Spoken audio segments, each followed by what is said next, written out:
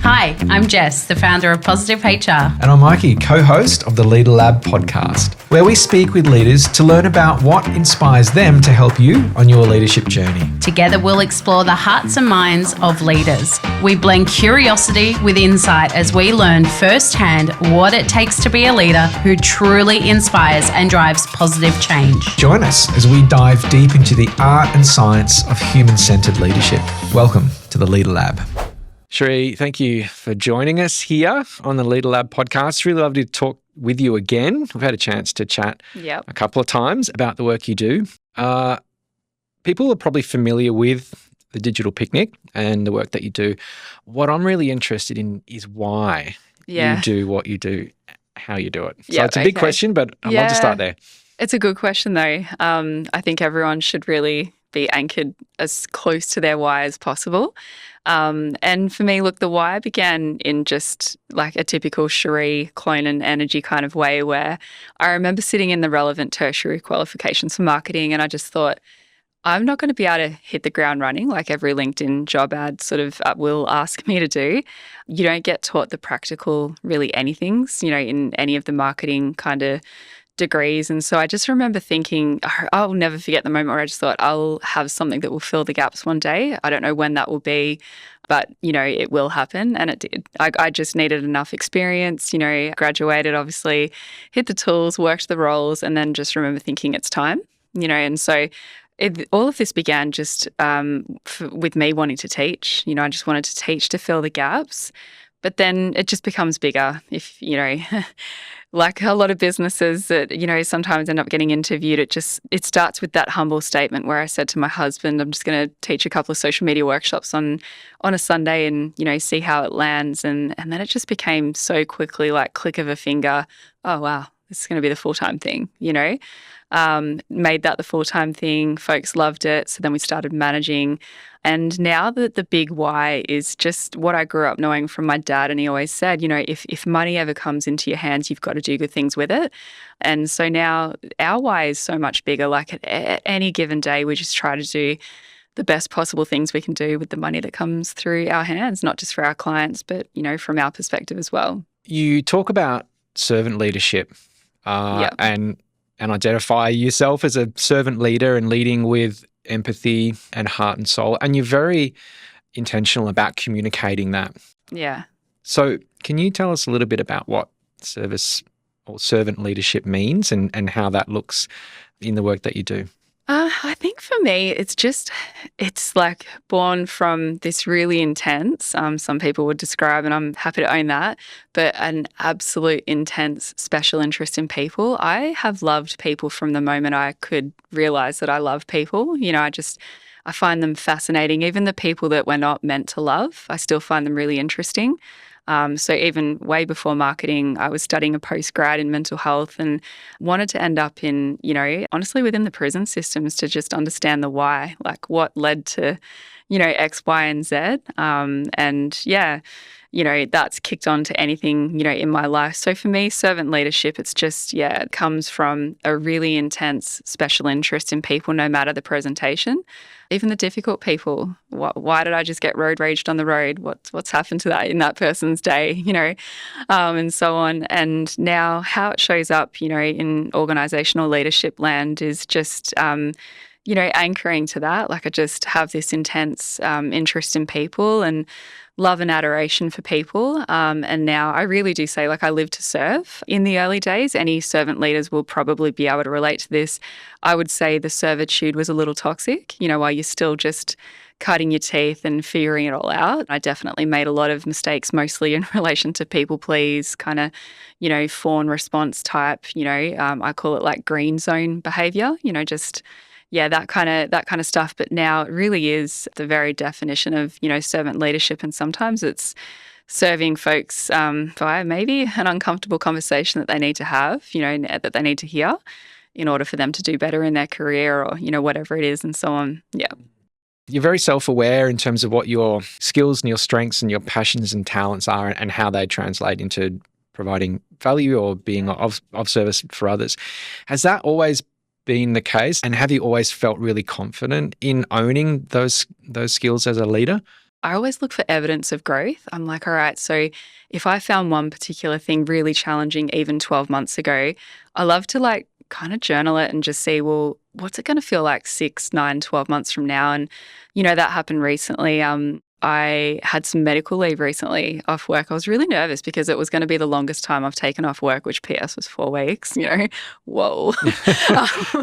But that's really big for a founder who, I'm still really involved in the day-to-day in my business. And so that was a really big deal. And I remember the medical leave, that sort of stuff, happened.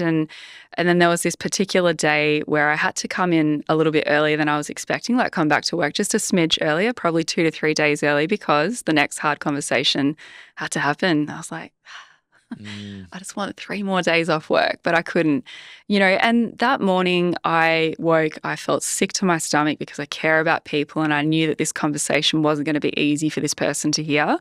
And every part of me, I just wanted to kind of like do the, Bonnie and Clyde, I don't know, drive off, Thelma and Louise, drive off into the sunset, all the typical things. But I was like, nope, no one else is going to have to, no one can do this. It's going to be me. And the difference, I will say, the evidence of growth and I was like, wow, I must be getting more confident, is my recovery was quicker from that hard conversation. The old me, even 12 months ago, would have needed the entire day just for the hands to stop shaking, to be really honest with you. And my bounce back was like, all right, I'm good. It was like there was no real physical reaction. And I'm really proud of that growth. I'd wish that on every leader, where you can say, 12 months ago, I needed 2 days off to recover from one hard thing that I didn't have a lot of experience with. And now I'm okay. That's where the confidence gets built. Yeah. Yeah. I think it's such an important point to reinforce, that the confidence comes from having done the thing. It's not something you cultivate and then do the hard thing. Yeah. And I really appreciate you sharing. And this is something I appreciate about, what you share and how you share it, both in person and online, is you're very transparent with celebrating the wins and also acknowledging some of the challenges. And I appreciate you sharing how difficult it is to have those sorts of conversations, because sometimes there's an assumption that a leader, because they do these things, they need to, and they will have difficult conversations, that they can do it well, find it relatively easy, and we're the only ones who find those kind of conversations difficult. But I agree. Appreciate you sharing how difficult that is. Yeah. I love how you're translating that experience into your leadership and providing that experience for the people that work with you. You've also been very public about your autism. Yeah. And designing and leading a team and a business that is very actively neuro-inclusive. Yep. And that's so inspiring. It's also, I think, quite new as a concept for leaders and businesses to provide a neuro-inclusive workplace and adaptions. And for a lot of people, this is new. Yep. Can you share a little bit about how you came to really put that at the forefront of how you work throughout the entire employee experience? Yeah. If it is new, it's not new to me, because maybe that's the benefit of having someone with the lived experience of being in the neuro minority, which I personally believe is the majority. Just a lot of undiagnosed folk out there. But hey, that's a whole other podcast, right? But lived experience. It's already that first kind of safe thing. I can speak that different language, and it is a different language.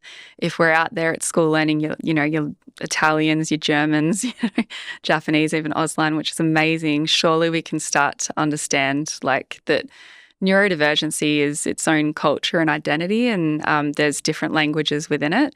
And so for me, the decision to just, really champion that super neuro-inclusive workplace, it really was just off the back of trying so hard to get my kids to survive, honestly, that's the right word, the mainstream school setting. I'm teaching my kids to basically do your best to survive in a setting that's not right for you, and really not open to changing anything to just be a little more right. Maybe I can focus on the circle of control stuff, and I'll focus on what I can control, which is one, workplace. That's all I can control.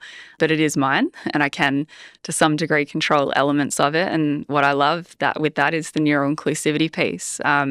So I feel like we're nailing it. And I keep getting surprised at some of the descriptions because I keep thinking they're describing things that are bare minimum, but we've got a new word and we're realizing it's rare minimum elsewhere. And these workplaces are seriously traumatizing these human beings, and they are so brilliant. They're some of the smartest people I've met in my life, and they're coming in with bandages, wrapped in all of the places that different pretty ableist leaders hurt them. And they're healing out loud in my workplace. And I mean, if nothing else matters to, anyone else, where if capitalism is like the number one driver, it is really good for a business's bottom line to be inclusive if you care about nothing else. The bottom line argument is enough to try my best to sell this piece to other workplaces. But for us, it goes beyond bottom line. Getting to witness people healing out loud and not roll into one-to-one monthlies or weekly catch-ups with managers or, yearly reviews being performance managed for really typical neurodivergent traits, I'm loving it. I'm loving learning more about it as well through some of what you share. And clearly your team are loving it. The clients that you work with are beneficiaries of the service that you provide. Yeah. And as you say, like, it translates to a successful business as well. It does. As you also say, that should be, there's enough there for people to acknowledge the value, but also just the fundamental need to do this. Yeah. It's a human need to be understood and appreciated and safe. And so why do you think people don't? And when I say people, you mentioned your kids. The education system's not and hasn't been designed, and what we have now is a sort of industrial model of education hasn't changed much, since the 50s. And workplaces, by extension, aren't that different. There's obviously has been disruption through tech, etc. But fundamentally, as you said, we turn up, we do our performance reviews, we get our measures and our bonuses, and we work a 9 to 5. So why hasn't it changed when there are so many people who just don't fit the system? Yeah, no. I think I learned a lot about, I ask this every day, by the way. I'm like, why? It's so easy to change. It's even inexpensive to do the majority of things that we keep getting celebrated for. And I think you've got no idea how affordable it is to do. It's almost embarrassing. The next LinkedIn post goes live and I'm like, I bought some noise cancelling headphones for a new team member. Like, clap, clap. I don't really understand the celebration. And with regards to why doesn't it change, for me personally, I think I figured out, especially around the referendum, period. Most folks just vote with what matters to them, and if it doesn't matter to them, they're not really going to go all in on trying to probably do better. And that's a big thing for neuro-inclusivity. They're just like, I'm not going to get anything out of trying to learn more about this. And my argument is, you can, because we've now realized the best settings are designed with neurodivergency in mind, not just work. School settings, it's so much more than just work. But our workplace is now designed with neurodivergency first. Our neurotypical folk seriously benefit, and our neurodivergent folk are thriving. It's inexpensive. I guess it just requires folks to get over their own ego. You've got to be brave enough to learn, unlearn, relearn. And there's a lot of ego attached to that, to admit, I stuffed up. I don't know, I used the wrong word in the moment, or I did this thing that wasn't great for that particular person, or whatever it is. But so what? At least you're trying, It's a combination of folks just not knowing better in order to do better, so they need to get educated. But they've got to want to do that, The want has to be there. And I think that's the thing that's missing for a lot of people. They don't want to. So they won't strive to do better because they just actually don't really want to. As it is, maybe things as they're working right now just work for them. But how much do you want to stick to the individual, kind of experience, and when do you want to expand to consider more than just you? Yeah, I think a lot of people are afraid to change in the face of the unknown or something that they don't know about or are unfamiliar with. And so I'm curious if you could share a little bit more about for people who are interested in creating a more neuro-inclusive workplace or understanding neurodiversity more. Yeah. Not understanding that can be a barrier for people to embrace some of the changes that we're talking about. So, what does neurodiversity mean, and how does that translate to the experience you have in the workplace? It's so huge, isn't it? Like I always say, if you've met one neurodivergent person, you've met one. I think firstly, just don't think of the one neurodivergent person that you know, because if we did that, thinking of my dad, we'd all think they're mad little astrophysicists, figuring out the distance between each planet on the weekend. And that's just Shane, and I'm the one who grew up crying over maths tuition after school. I thought, I hate this. And then from there, at a workplace level, the best thing you could do to begin with is probably get someone in with the lived experience just to do some degree of education. Start maybe company-wide, or if not ready for that, leadership level at a bare minimum, and let it ripple down. And then with your hiring, make sure that you're getting that diversity piece kind of nailed. We want some folks with the lived experience of neurodivergency in positions of power, like necessarily so, because we can interpret, we can whisper, we can translate, we can break down that double empathy problem of neurotypical not understanding neurodivergent and vice versa.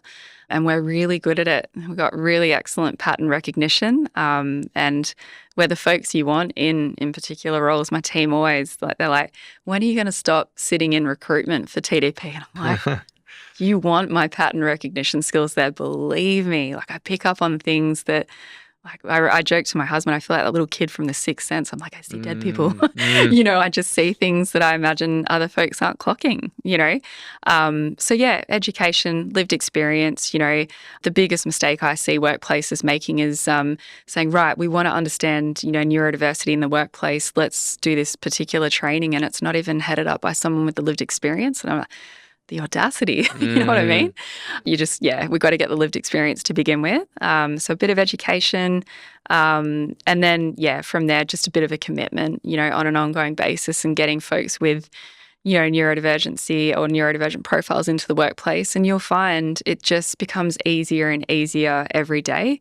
The hiring, it feels safer, more neurodivergent folk apply, and then the workplace just gets better and better, It's safe. Yeah. Safety sounds like such a fundamental need. Yeah, it is. And also an outcome of working this way. Yeah.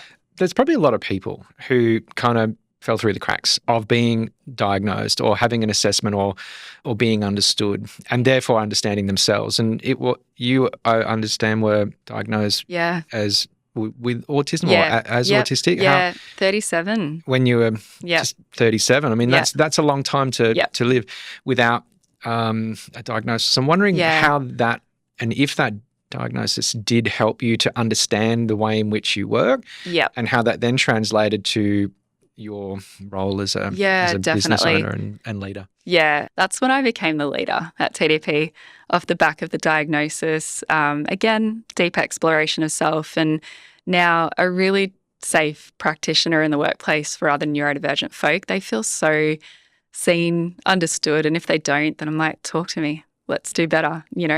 How can I do better? Yeah, it's something that I just want to loop back on and reinforce is that you also have to do the hard things as a leader, which is to have the conversations that you find difficult. And so I guess understanding how you work best enables you to manage your state in those situations as well. Yep, absolutely. Yeah, you're spot on. I prefer to have hard conversations in person. That's just, I struggle over Zoom, to be really honest. There's so many cues that you can't pick up anyway, let alone with an autistic profile, So my team now know, like, if it's hard, let's do it in person, And if you're remote, then I'm going to set this up so well so that nothing gets missed, So we all owe it to ourselves to really understand, like, how we work best in a workplace. And then obviously anything like a neurodivergent lens, like, added to that is already like extra things to consider. Absolutely. You've really invested in this, not just, as a concept, but, financially and in how you work, how you design your office and how you design the way in which you work. You pay for staff to be assessed. Yeah. And is that an optional thing, or is that something that everybody is made available to everybody that works with you? It's made available to anyone who might be curious, even if they explore and get the know. Cool. How good is it to know that, you are or you aren't? I know a lot of people would say it's just a piece of paper, but for a lot of people, especially if you've grown up undiagnosed, like I thought I was an alien. I really thought there is something seriously wrong with me. Why do I go so deep? Why can't I stick to superficial conversations? Why can't I don't know, just all of that. Why can't I ...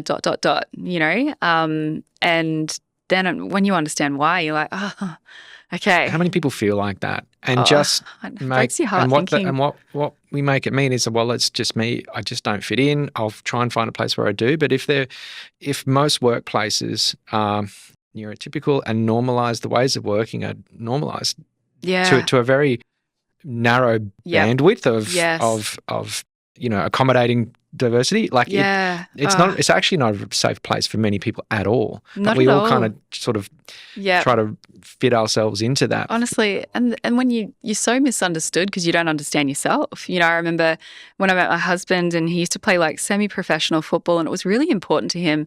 I have no interest in football. I'll just put it out there. I find it to be, whenever I look at it, I always imagine being in a plane above the ground, like aerial view. And I'm like, this is such a boring sport if you think about it like that, right? But I know that's not a popular opinion to have in Melbourne. If something matters to him, it's going to matter to me, except that it didn't translate that way to him because we'd started dating and I think he really wanted me to come to some games.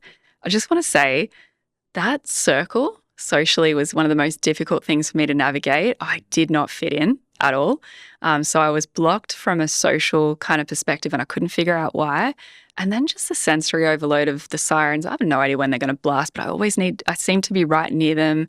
I hated it. I just hated the whole experience of going. So I stopped. And I think he thought, she's not into me. I was. Just let's catch up. Info dump to me about how the game went after. I'll listen to you for 3 hours. I just don't want to be there, that lifetime of misunderstood, like it's not fair. And so that's the piece of paper thing that we commit to at TDP because we just want folks to, if nothing else, just understand themselves radically. And from our perspective, we get 2 pages on workplace accommodation recommendations alone. That is transformative information to know. That's what I'm curious about. What happens throughout the process. Somebody's assessed and then there's some suggestions or recommendations for how to meet the specific needs. What happens after the assessment? So they're in no way obligated to send anything to us. That's the first thing we say. We don't need to know the outcome. The investment is for them. The ripple effect is stunning. Now, if they want to, they can give us the last 2 pages of their assessment. I wouldn't recommend giving the first 2. It is so personal. That's for them, and we make that super clear. They can choose the provider. It's not anything we're affiliated. We're not getting secret little, here's your little deck of your little assessment under the paper, nothing like that. They can choose where they want to go. But the last 2 pages are what we're most interested in because it is pages and pages that help our workplace be a better ally to them in the workplace. And these days, I have to say, the last 2 pages are pretty predictable. And lately, there aren't many things within those last 2 pages that we're not already doing. But it's good to know that about the person anyway and just think, all right, what do you need, and so on. And it's just nice to have that normalized even to the manager who, might not have the lived experience of neurodivergency to say, oh, that's what they roll into that Wednesday virtual meeting and they don't have their camera on once. And some of our managers used to struggle. They're like, where do I look? I'm like, at yourself. See how your blush is going. You're happy with your mascara today? Or I don't know, like wherever you want to look, just don't worry about their camera being off. They're not up for it. It's a bit sensory overloady and the communication is still happening. What's the point of the camera? And so what is a typical day? I imagine there might not be a typical day, but if you've got a number of people with diverse and different, perhaps even sometimes conflicting needs in a workplace, how do you manage that? That's the hardest part, actually. It's the conflicting needs. And again, great, how good is lived experience? But I have to say, I had to do further study on this and it was just out of my own personal interest. Nearly graduated, but have been studying autistic and ADHD culture and identity. It's the sensory profiles and the associated quadrants that people sit in that is the hardest part to make it all work. And I know this from my own family because our family is 50% sensory seek. So my husband and my daughter, and then 50% sensory avoid. So myself and my son. And that can be really hard. We want completely different things from a family holiday, from the home, from a restaurant, like just all of it, But knowing what quadrant you sit in is already just one like barrier down. So at work, we figure it all out together, and then we write these little about me books on each person. They write it themselves. It's no more than 2 pages. We don't need the novel. And it is enough. And it is such great information. We figure out enough about them that they're willing to pass on, that on any given day we can figure out, what do you need? Where do you sit? What's your different styles? Like we do format assessments. We do lots of in-depth assessments and figure out, what learning quadrant do you sit in? What feedback style do you adopt? What do you like to receive? Blah, blah, blah. And then we tailor the workplace accordingly so that everyone's got a little spot to retreat to if they need to. And, to be honest, 6 days in the office per month, there's not too much of a sensory overload to kind of think about. And for the folks that find that overloady, there's the fully remote option as well anyway. So, yeah, it's not as hard as people think, but it does, I would say. I know I must be making it sound easy, and it's because I can understand it. I'm sitting in like a C-suite position. I can make decisions that are good for folks no matter where they sit and so on, and get buy-in from the people that I need to get buy-in from, I understand there's a privilege attached to that. So yeah, amazing. It just sounds like a wonderful place to be. I imagine there will be some people who are listening going, well, that all sounds great. Everyone's feeling good and having all their needs met, but do you get any work done? Yeah. Does this translate to productivity? And I imagine that's also a key part of these profiles is understanding what the expectations are of people in their role. Yep, 100%. The answer to the question is absolutely too much work is being done. Our biggest problem with a largely neurodivergent workforce is most people are working roles that are attached to their special interests. So I constantly feel, again, showing my age, but I grew up watching Babe, the pig movie, and I always feel like the farmer where I have to say to my team, that'll do, pig, that'll do, I'm like, enough. They get super hyper-focused. They can't stop. They're working to stuff that makes them feel really good inside. They're chasing dopamine where there might be a deficiency. There's just so much going on. So in terms of is work getting done, it's a surplus of work. It is still too much. And my biggest job is making sure they don't burn out. I have to keep saying, that'll do, pig. And I'm not joking. I'm like, that'll do, And then what was the next part you said around, clarifying expectations. Yeah. Okay. Within the role. We do it from the start. So in the interview setting, it is really clear, like what the expectations are. The first week for anyone at TDP is nothing more, and it's really important, but it's a culture week. Don't hit a single tool.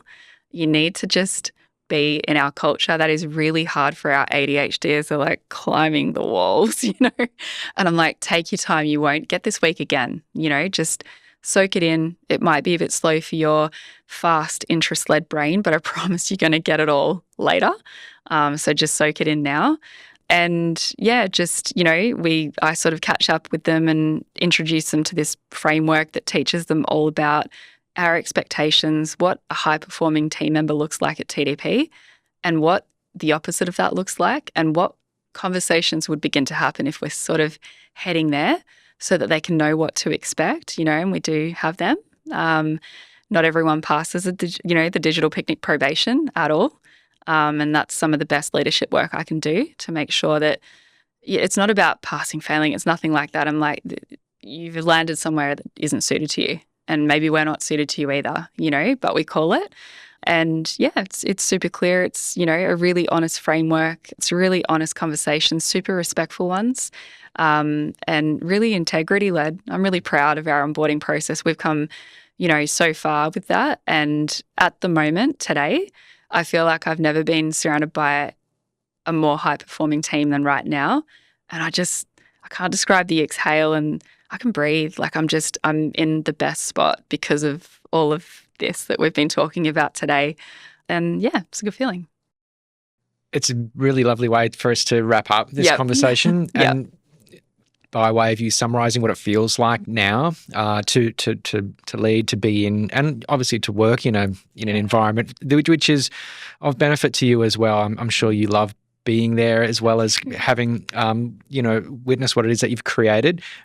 So it's really inspiring, and I feel like this is work that is really going to lead the way and provide a framework for others to follow.